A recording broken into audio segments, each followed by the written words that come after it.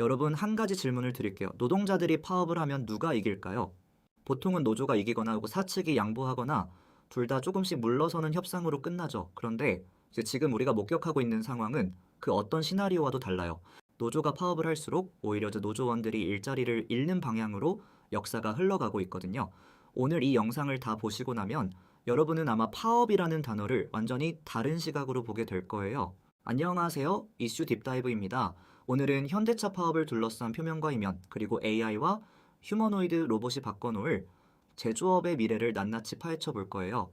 단순한 노사 갈등 이야기가 아니에요. 우리 일상과 직결된 고용, 연금, 지역경제, 그리고 대한민국 산업 주권의 이야기거든요.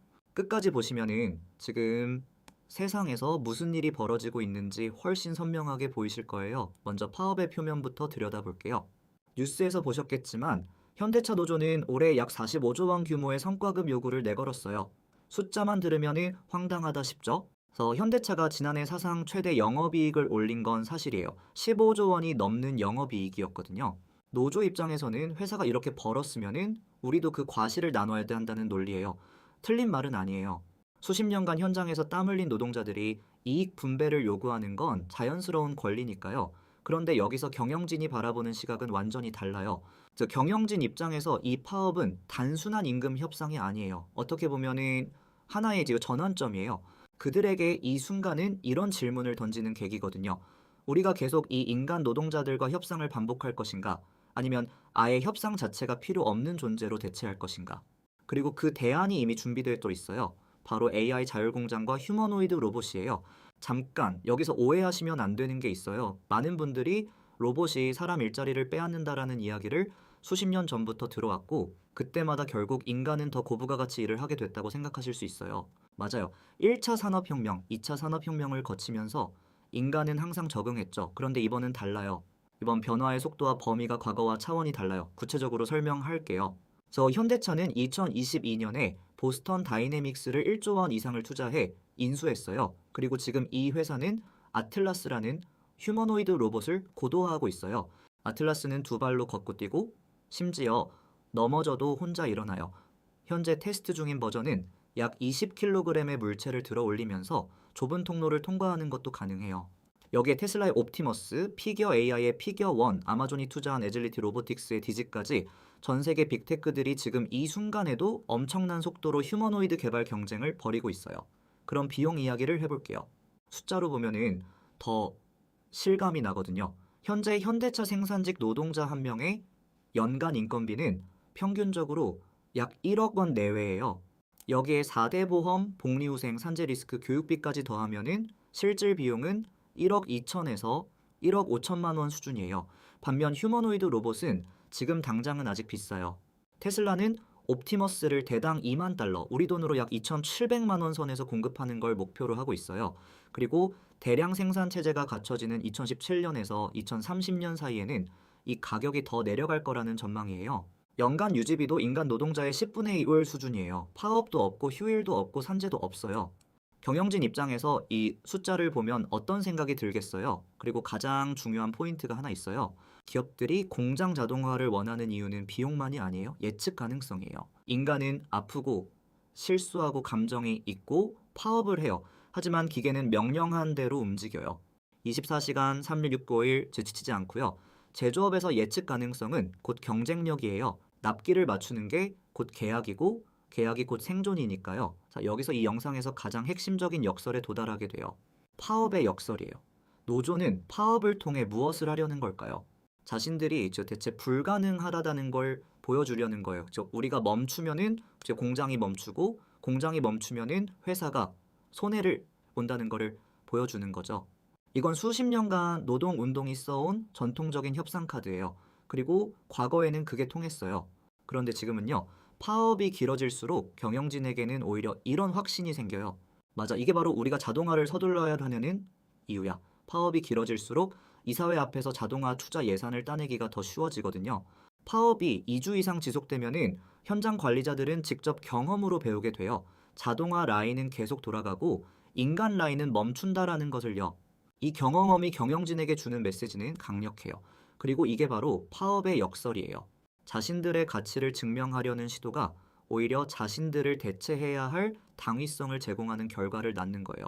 역사적으로 비슷한 사례가 있어요. 1970년대 미국 자동차 산업을 보면 돼요. 당시 디트로이트의 빅3, 즉 GM, 포드, 크라이슬러는 강력한 노조인 UAW와 끊임없는 임금 협상을 반복했어요. 노조는 강경했고 파업도 잦았어요. 그 결과로 인건비는 치솟았고 경영진은 결국 생산 기지를 멕시코와 해외로 이전하는 선택을 했어요. 노조가 강경하게 버틸수록 공장은 미국 밖으로 나갔고 디트로이트는 지금 폐허가 됐어요. 이게 50년 전 이야기예요. 그런데 지금은 해외 이전보다 훨씬 빠르고 근본적인 대안이 생긴 거예요. 공장을 다른 나라로 옮기는 게 아니라 아예 인간이 없는 공장을 만드는 거니까요. 그렇다면 이 변화가 우리 사회에 어떤 파장을 가져올까요? 잠깐 생각해봐요. 현대차, 울산 공장 하나에 약 3만 5천 명이 근무해요. 이 사람들이 만약 10년 사이에 절반이 줄어든다면 어떻게 될까요? 단순히 그 사람들 가족의 생계 문제가 아니에요. 울산이라는 도시 전체가 흔들려요. 그 3만 5천 명이 소비하는 음식, 교육, 부동산 서비스업들이 다 연결되어 있거든요. 현대경제연구원에 따르면 제조업 일자리 하나가 사라지면은 간접적으로 연결된 서비스업 일자리 외에서 3개가 함께 사라진다고 해요. 더 무서운 건 청년 일자리예요. 지금 현대차 생산직은 취업 준비생들에게 선망의 대상이에요. 연봉 1억, 안정적인 고용, 든든한 노조. 그런데 앞으로 이 자리 자체가 줄어든다면요. 대한민국 청년들이 그나마 기댈 수 있었던 양질의 제조업 일자리가 사라지는 거예요. 그리고 그 빈자리를 플랫폼 노동, 당위 계약직, 프리랜서 경제가 채우게 돼요. 수입은 불규칙하고 또 고용보험도 불안하고 국민연금 납부도 줄어들어요. 국민연금 이야기를 꺼내면 이게 단순히 개인 문제가 아니에요. 그래서 국민연금은 지금 일하는 사람들이 납부한 돈으로 은퇴한 분들에게 지급하는 구조예요. 제조업 일자리가 줄면 납부자가 줄고 납부자가 줄면은 연금 재정이 악화되고 연금 재정이 악화되면은 결국 국가가 세금으로 메워야 돼요. 이게 연쇄 효과예요. 파업 뉴스 하나가 국민연금과 세금과 연결된다라는 게 이제 과장이 아니에요. 그리고 마지막으로 어쩌면은 가장 중요한 문제가 있어요. 저거 산업 주권이에요. 우리나라 제조업의 핵심은 반도체, 자동차, 조선이에요.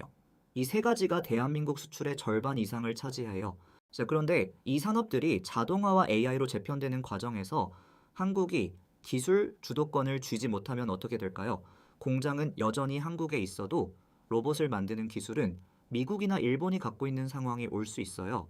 그러면은 우리는 땅만 빌려주는 임대 국가가 되는 거예요. 산업 주권의 공동화, 이건 단순한 우려가 아니라 지금 이 순간 진행 중인 현실이에요. 자, 오늘 이야기를 정리해 볼게요. 파업은 겉으로는 임금 협상처럼 보이지만 그 이면에는 인간 노동 대 기계 노동이라는 세계의 전환이 숨어 있어요. 기업들은 이미 2030년 무인 공장을 목표로 투자를 가속화하고 있고 파업이라는 압박이 오히려 그 가속도를 높이는 역설이 발생하고 있어요. 그리고 이 변화는 울산 공장 노동자만의 문제가 아니라 청년 고용, 국민연금, 지역경제, 산업주권이라는 우리 모두의 문제예요. 그렇다면 우리는 어떻게 해야 할까요? 노조도 경영진도 정부도 그리고 우리 개인도 지금 이 전환점 앞에서 어떤 선택을 해야 하는지 그 답은 결코 단순하지 않아요. 분명한 건 지금 이 순간 눈을 감고 있으면 안 된다라는 거예요. 이제 이미 바뀌고 있는 세상을 직시하고 그 안에서 우리의 자리를 어떻게 만들어 갈지를 고민해야 할 때예요. 오늘 영상이 도움이 되셨다면 구독과 좋아요 꼭 부탁드려요. 다음 영상에서는 AI 전환 시대에 실제로 살아남은 기업과 노동자들의 공통점을 분석해 볼 거예요. 절대 놓치지 마세요.